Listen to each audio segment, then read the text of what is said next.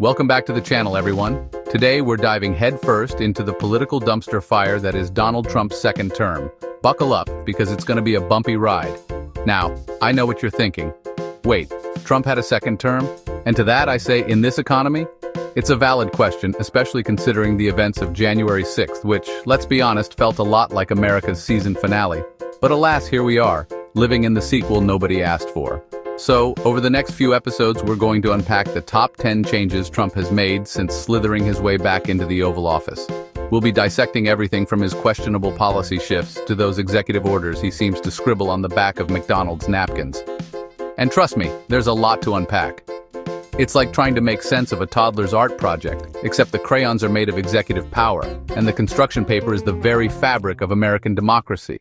So, get ready to be informed, enraged, and possibly slightly nauseous. It's going to be a wild ride.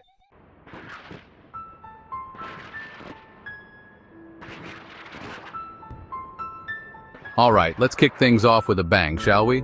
And by bang, I mean the slow, agonizing death rattle of the American healthcare system. Because one of Trump's first acts upon regaining power was to take a sledgehammer to the Affordable Care Act, or as he likes to call it, that Obama thing. Now, I'm not a healthcare expert. I'm a comedian who gets paid to make fun of politicians. But even I can tell you that dismantling a system millions of Americans rely on, without offering a viable alternative, is about as sensible as using a chainsaw to perform open-heart surgery. The immediate impact? Millions of Americans lost their health insurance. Surprise, surprise. It's almost like when you take away the safety net, people tend to fall through the cracks. And by cracks, I mean into crippling medical debt and preventable deaths. But hey, at least the wealthy got a nice tax cut, right? Because in Trump's America, it's all about trickle-down economics. Except in this case, it's not money trickling down, it's misery.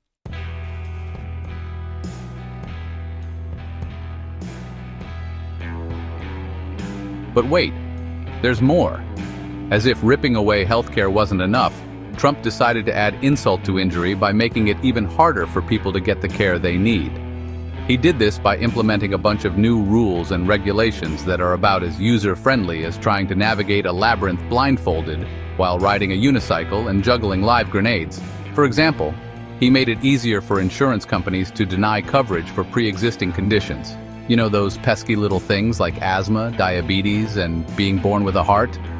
Apparently, those are now considered lifestyle choices that you should have thought about before you had the audacity to get sick.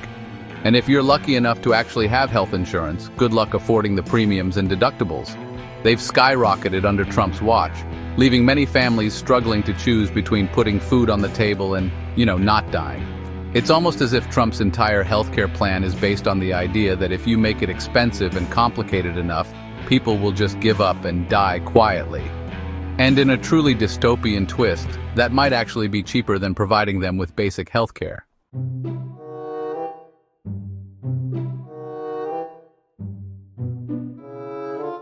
Okay, let's move on to everyone's favorite topic, the economy. And by favorite, I mean soul-crushingly depressing. Because despite Trump's constant boasting about his economic prowess, the reality is a bit more, shall we say, nuanced. Remember those massive tax cuts for the wealthy that I mentioned earlier? Well, they're back, baby. Because apparently the best way to stimulate the economy is to give more money to people who already have more money than they could ever possibly spend. It's like trying to put out a fire with gasoline. Now, proponents of this trickle-down theory will tell you that when the wealthy have more money, they invest it, create jobs, and everyone benefits. But here's the thing, that's not how it works. In reality, those tax cuts mostly went to stock buybacks and executive bonuses, which do wonders for the stock market, but don't really trickle down to the average worker. It's like throwing a bucket of water into the ocean and expecting it to raise sea levels.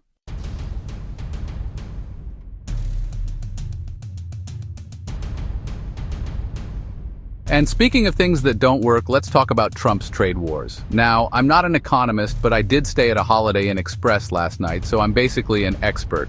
And even I can tell you that starting a trade war is like punching yourself in the face. It might feel good in the moment, but ultimately, you're the one who ends up bruised and bloodied. Trump's tariffs on goods from China and other countries have hurt American businesses and consumers alike. It's like trying to win a game of chess by flipping the board over. Sure, it might disrupt the game, but it doesn't make you a winner. In fact, It just makes everyone lose. And the worst part is, these trade wars haven't even achieved their intended goal of bringing back manufacturing jobs to the US. It's almost as if companies are more interested in things like cheap labor and access to markets than they are in Trump's empty promises. Who knew?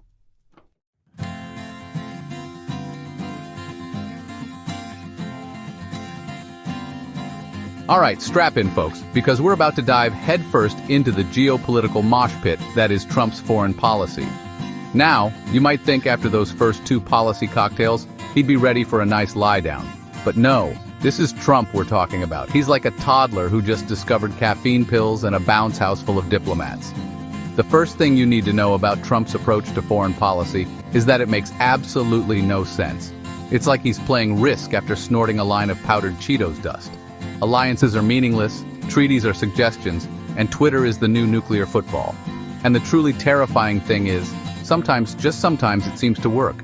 It's enough to make you question everything you thought you knew about international relations. It's like watching a chimp ride a unicycle while juggling chainsaws. You know it shouldn't be possible, but there it is, happening right before your very eyes.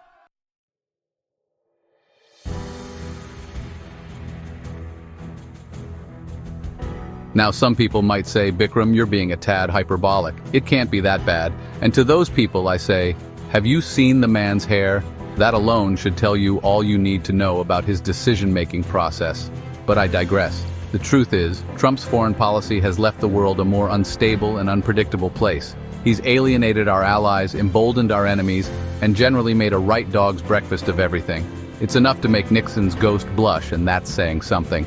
But here's the kicker, and I'm not saying this to defend the man, because frankly, he deserves all the criticism he gets and then some.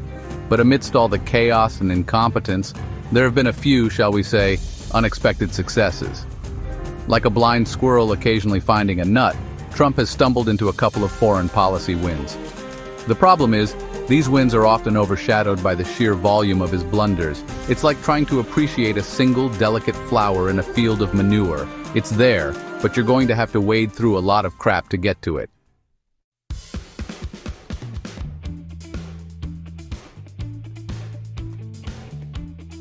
Okay, let's talk healthcare, or as it's known in the Trump administration, a delightful game of who can we strip coverage from today. Now, you might think healthcare is a right, but according to Trump, it's more like a luxury item, like a solid gold yacht or a pet giraffe. Remember Obamacare? Yeah, that thing that was supposed to be repealed and replaced with something beautiful? Well, spoiler alert, it never happened. Instead, we got a series of half-baked attempts to dismantle the Affordable Care Act, each one more inept than the last. It's like watching a monkey try to solve a Rubik's Cube with a hammer. The result? Millions of Americans lost their health insurance, coverage for pre-existing conditions was put at risk, and healthcare costs continued to skyrocket. It's enough to make you want to, well, I don't know, move to Canada, start a GoFundMe for a shaman, become a survivalist and live off the land?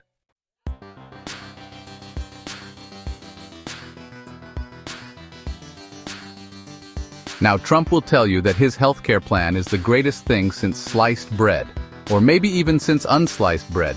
Who knows with this guy? But the truth is, it's a disaster. It's like he took the American healthcare system, already a bit of a mess, let's be honest, and then decided to set it on fire and throw it out the window. And the worst part is, it's not like he has a better plan waiting in the wings. It's not like he's got a team of experts working tirelessly behind the scenes to craft a comprehensive and affordable healthcare system. No, no, no. His plan seems to be to just keep chipping away at the existing system until it collapses in on itself, and then blame the Democrats. It's enough to make you wonder if he's ever actually spoken to a doctor who wasn't being paid to inject him with something. And honestly, at this point, I wouldn't be surprised if he was getting his medical advice from a magic 8-ball.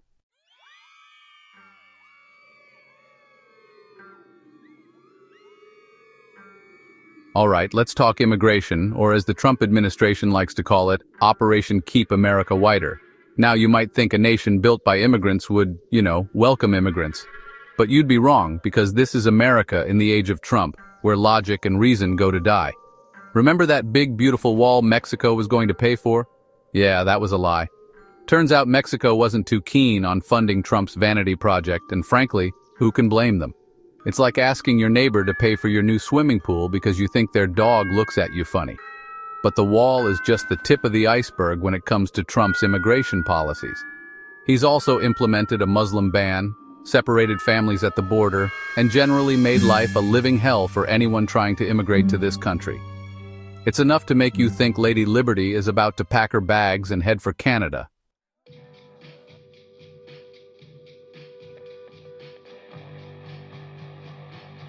Now, Trump will tell you that his immigration policies are all about keeping America safe.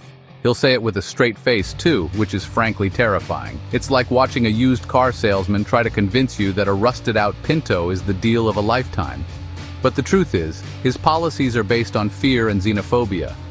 He's exploiting people's anxieties about immigration for political gain. And it's working. He's turned Americans against each other, demonized entire groups of people, and made this country a far less welcoming place.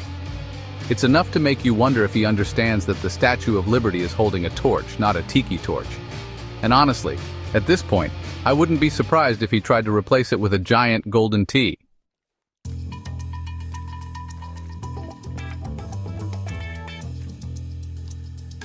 Alright, strap in, kids, because we're about to dissect the sixth tentacle of Trump's Project 2025 education reform.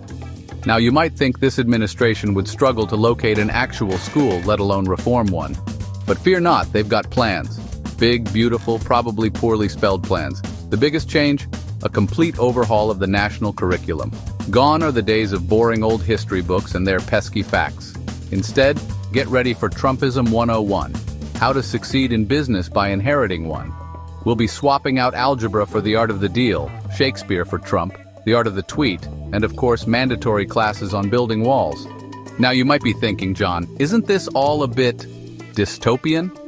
And to that, I say, have you looked around lately? Dystopia is basically our brand now. But seriously, this isn't just about replacing textbooks with Trump's greatest hits. This is about controlling the narrative, shaping young minds to believe that up is down, black is white, and facts are whatever the hell you want them to be. And look, I'm no educator. I mean, have you seen my handwriting? It looks like a spider dipped its legs in ink and tap danced across the page. But even I know that a nation's education system is its future. And if this is the future Trump envisions, well, let's just say I'm glad I invested in canned goods and a really good bunker.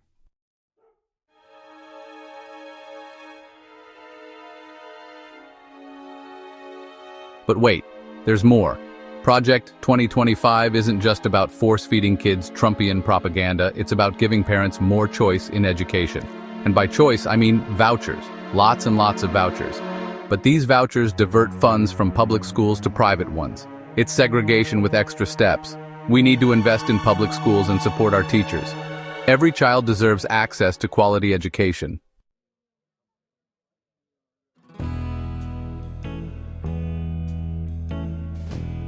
Welcome back to the seventh circle of Project 2025 hell. It's not pretty. Imagine a dumpster fire and an oil spill combined. Remember, climate change is a hoax? They doubled down on that. The Paris Agreement? Out the window. Regulations on pollution? Gone. The environment? Treated like a cheap buffet. Sounds bleak, right? Any good news? Yes, for the fossil fuel industry. They won the lottery. Drilling in national parks, offshore drilling, fracking in your backyard, turning Earth into a gas station. Maybe a Trump Tower in the Amazon rainforest next?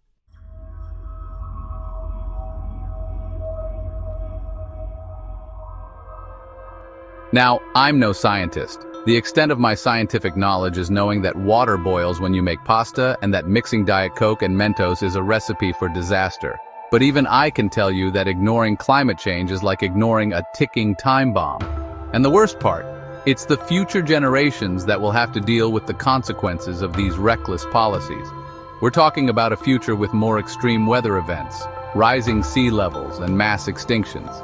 Basically, all the fun stuff from those apocalyptic movies, except it's real life and there's no popcorn. But hey, at least the oil companies are happy, right?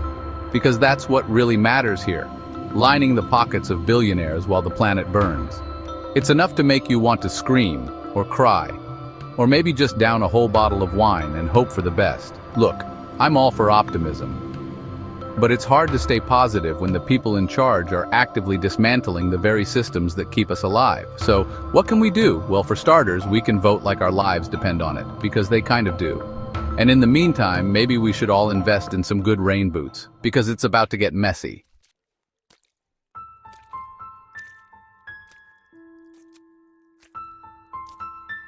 Buckle up, buttercups, because we're diving headfirst into the 8th dimension of Project 2025, National Security.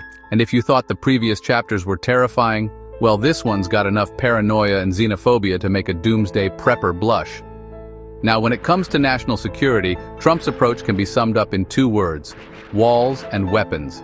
Remember that big, beautiful wall he promised? The one that Mexico was going to pay for? Yeah, well, surprise, surprise, it's still not a thing. Turns out building a giant wall across the desert is a tad more complicated and expensive than tweeting about it. But that hasn't stopped them from throwing money at every other kind of security measure imaginable. We're talking increased military spending, expanded surveillance programs, and enough border patrol agents to form a human chain around the entire country. They've essentially turned America into a fortress, albeit one with questionable structural integrity and a severe case of dry rot. The problem is, folks, walls don't stop the real threats we face today. Cyber attacks, pandemics, climate change. These are the issues that keep national security experts up at night. But you know what doesn't keep them up at night? Immigrant families seeking asylum or tourists trying to enjoy a nice vacation.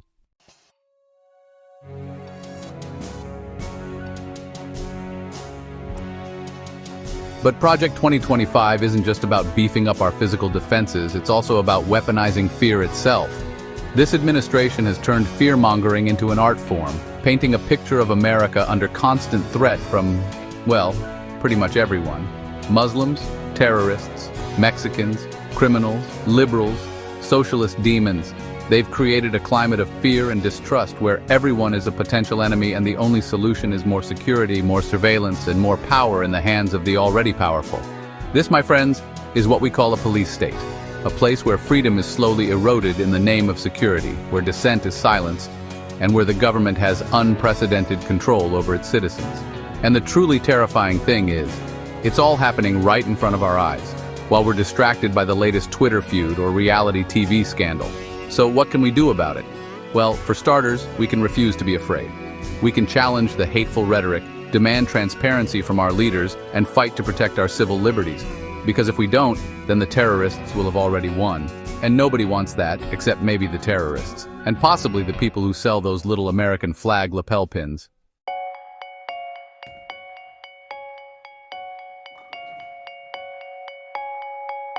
Right, let's talk trade, shall we? Because apparently the art of the deal extends to international trade agreements, who knew? Trump's administration has been busy renegotiating existing deals and forging new ones with varying degrees of success, I might add. It's like watching someone try to parallel park a Hummer in a space clearly meant for a Mini Cooper. One of the most significant moves has been the implementation of new tariffs on goods from certain countries. Now, I'm no economist, but even I can tell you that slapping tariffs on everything is about as effective as putting a Band-Aid on a broken leg. It might make you feel like you're doing something, but it's not actually fixing the problem. And what's worse, these tariffs have often led to retaliatory measures from other countries, sparking trade wars that seem to benefit no one.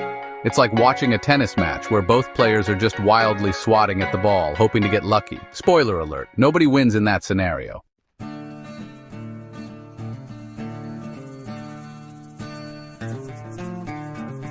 Now, the administration argues that these trade deals are essential for protecting American jobs and industries. And sure, there might be some truth to that, in the same way that there's a kernel of truth in the idea that you could survive a fall from a building by holding on to a very sturdy pigeon. The problem is, these policies often end up hurting the very people they're supposed to help. Increased prices on imported goods hit consumers in the wallet, and retaliatory tariffs from other countries can harm American businesses that rely on exports. It's like trying to put out a fire with gasoline. Well-intentioned, perhaps, but ultimately disastrous. So what's the overall impact of these trade policy revisions? Honestly, it's still too early to say for sure. It's like trying to predict the weather in the middle of a hurricane. You know things are going to be messy, but you're not quite sure how it's all going to shake out. One thing's for certain, though. These changes are already having a ripple effect across the globe. And it's a ripple effect that we'll be feeling for years to come. Buckle up, folks. It's going to be a bumpy ride.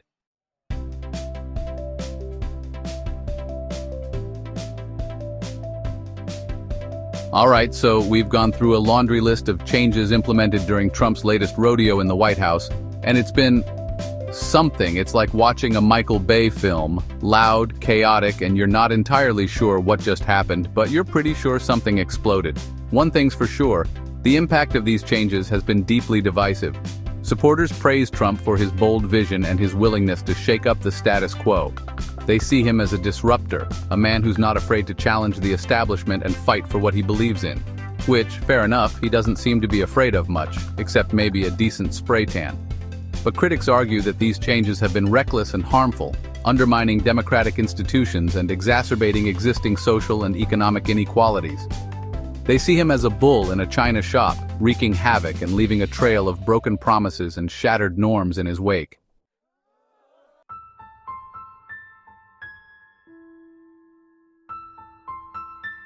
And look, it's not just about domestic policy.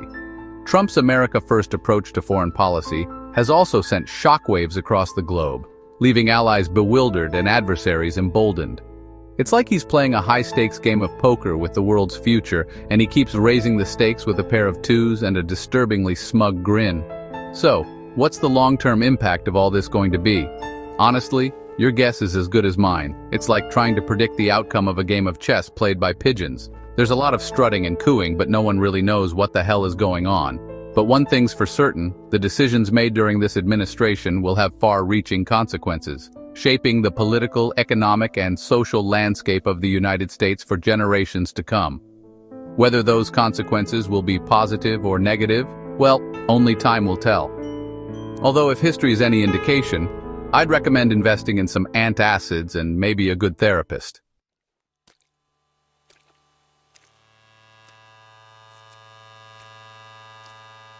Well, folks, that's a wrap on the top changes Donald Trump has brought in his new term so far. It's been a wild ride, hasn't it? Kind of like being strapped to a roller coaster designed by a sugar-crazed toddler. Exhilarating at times, terrifying at others, and you're left wondering how you survived without vomiting. Don't forget to like, comment, and subscribe for more updates and in-depth analyses. And let us know in the comments which change you think will have the biggest impact, because frankly I need the distraction.